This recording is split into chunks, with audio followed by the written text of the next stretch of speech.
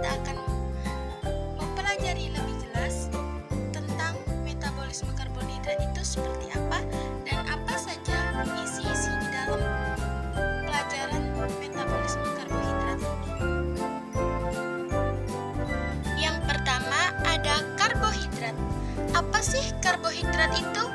Nah, karbohidrat adalah senyawa paling besar jumlahnya di permukaan bumi.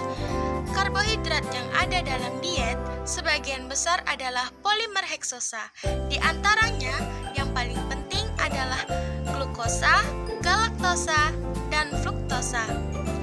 Dalam darah pena variper, kadar normal glukosa plasma saat puasa yaitu 70 sampai 110 mg per dl atau 3,96 sampai 6,1 mmol per L. Dalam darah arteri, kadar glukosa plasma 15 sampai 30 mg per dl lebih tinggi daripada plasma darah vena. Untuk pengertian lebih lengkapnya, karbohidrat merupakan sumber energi utama bagi manusia yang relatif murah. Semua karbohidrat berasal dari tumbuhan. Karbohidrat dalam bentuk gula sederhana mudah larut dalam air dan mudah diangkut ke seluruh tubuh. Karbohidrat terdiri atas unsur karbon dan hidrogen dan oksigen. Di negara berkembang 80% makanan dari karbohidrat. Di negara maju 50%. Energi karbohidrat sama dengan 4 kalori per gram. Karbohidrat dibagi dua golongan yaitu karbohidrat sederhana dan karbohidrat kompleks. Sebagian besar KH diabsorpsi dalam bentuk glukosa. Konsentrasi glukosa plasma paling penting yaitu karena hanya glukosa yang dapat dimetabolisme oleh otak. Komposisi karbohidrat dalam diet dianjurkan sebesar 55% dari total kalori. Karbohidrat yang kita makan ada dua jenis, yaitu 1. Available karbohidrat yang dicerna, diabsorpsi, dan digunakan sebagai sumber energi. Yang kedua, unavailable karbohidrat yang menyuplai serat. Nah, selanjutnya ada pengertian dari karbohidrat sederhana. Yang pertama, monosakarida dikenal sebagai eksosa, ada 3 jenis. Yang pertama, glukosa disebut gula sayur, terdapat dalam sayur, buah, sirup, dan jagung. Kedua, fruktosa, gula paling manis. Yang ketiga, galaktosa, tidak ada dalam alam bebas, merupakan hasil pencernaan laktosa. Kemudian, ada yang dinamakan dengan disakarida. Ada 4 jenis. Yang pertama, sukrosa atau sakarosa disebut gula tebu. Gula pasir 99% terdiri dari sukrosa dan sakarosa terdapat dalam buah, sayur, dan madu. Kedua, maltosa terbentuk dari proses pencernaan pati di usus. Nah, ketiga, laktosa terdapat dalam usus. Keempat, terhalosa disebut gula jamur terdapat dalam jamur. Nah, seterusnya ada yang dinamakan dengan gula alkohol, ada 4 jenis juga. Yang pertama, sorbitol diproduksi untuk penderita DM. Tingkat kemanisan 60%, absorpsi lambat. Pengaruh terhadap gula darah kecil, tidak mudah dimetabolisme, tidak mengakibatkan karies. 2. Mannitol. Dan yang ketiga, dulsitol. Mannitol dan dulsitol dibuat dari monosakarida dan glukosa, terdapat dalam nanas, wortel, ubi jalar, dan asparagus. Keempat, inositol. Alkohol yang menyerupai glukosa menghambat absorpsi kalsium dan besi. D. Oligosakarida. Terdapat dalam biji-bijian, kacang-kacangan, tidak dapat dipecahkan oleh enzim pencernaan. Nah, setelah itu ada juga yang dinamakan karbohidrat kompleks. Terdiri dari polisakarida dan ada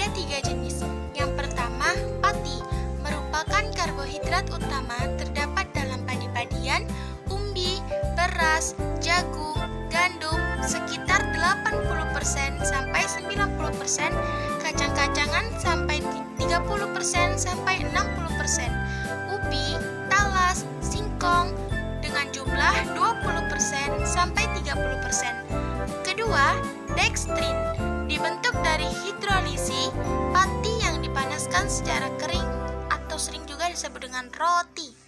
Ketiga, glikogen, simpanan karbohidrat dalam tubuh terdapat dalam hati dan otot. Fungsi karbohidrat. Yang pertama, sebagai cadangan energi atau sumber energi dengan jumlah 1 gram sama dengan 4 kalori. Kedua, pemberi rasa manis. Dan yang ketiga, penghemat protein. Keempat, pengatur metabolisme lemak. Kelima, membantu pengeluaran defekasi. Keenam, merupakan kebutuhan sehari-hari. Metabolisme karbohidrat memiliki proses juga loh. Yuk kita simak.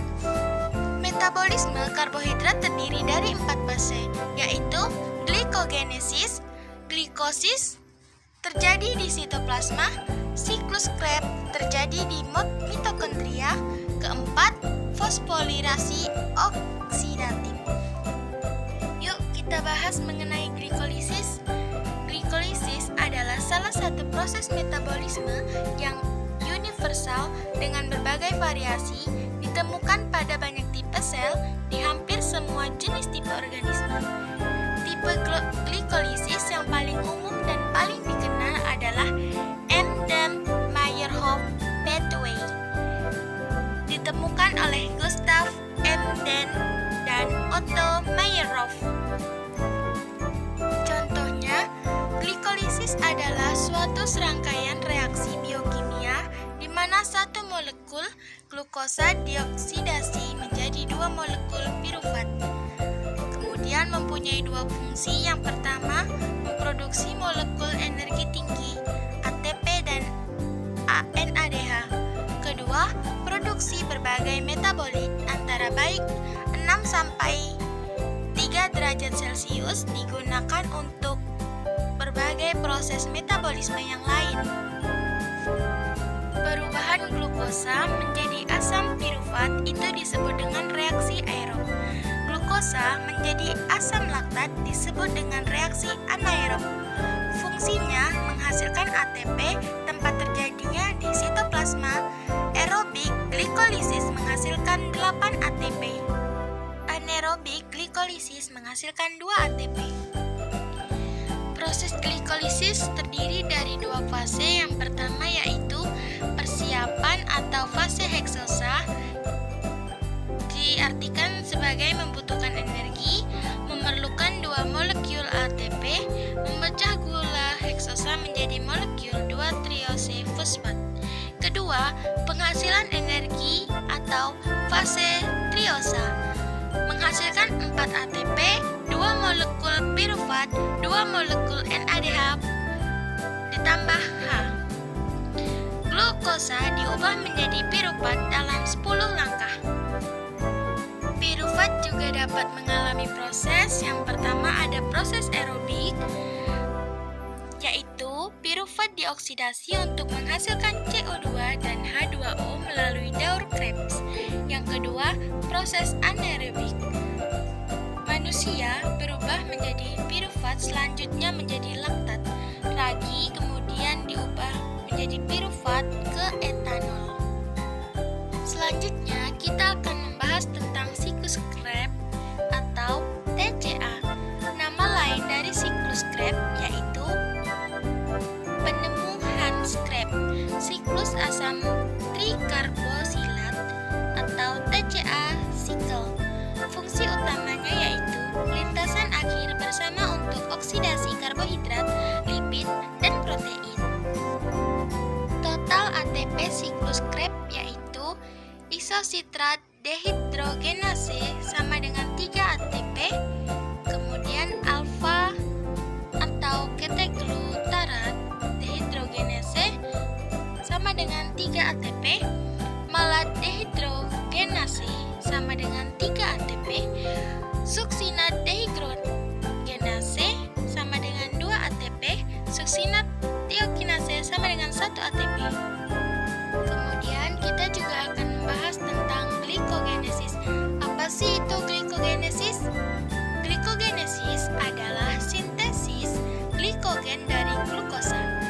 Glikogen adalah bentuk utama cadangan glukosa pada sel-sel manusia. Penyimpanan glikogen terutama terjadi dalam hepar dan otot rangka. Glikogen hepar berfungsi sebagai sumber glukosa darah. Glikogen otot rangka menghasilkan glukosa 6-fosfat untuk sintesis ATP dalam jalur glikolitik. Selanjutnya ada gluconeogenesis. Definisinya yaitu senyawa bukan karbohidrat diubah menjadi glukosa, di mana di hepar terutama mungkin di ginjal dan di usus. Pentingnya glukosa yaitu otak mutlak memerlukan di otot dapat dipakai sebagai substrat tanpa oksigen. Sel darah merah hanya bisa memakai glukosa. Dalam payudara berubah menjadi laktosa. Oke, kita lanjut ke glikogenolisis. Proses yang terjadi jika kadar glukosa darah turun sehingga tubuh akan mengubah glikogen kembali menjadi glukosa. Glikogen diuraikan oleh enzim. Yang pertama ada glikogen fosforilase dan yang kedua depressing enzim. Berikut adalah jalur atau proses glikogenolisis. Untuk bagian terakhir ada gangguan metabolisme karbohidrat yaitu diabetes mellitus. Nah, oleh karena itu untuk teman-teman semua dijaga kesehatannya ya. Jangan sampai kita terkena diabetes mellitus karena penyakit yang satu ini sangat berbahaya. Sekian, terima kasih.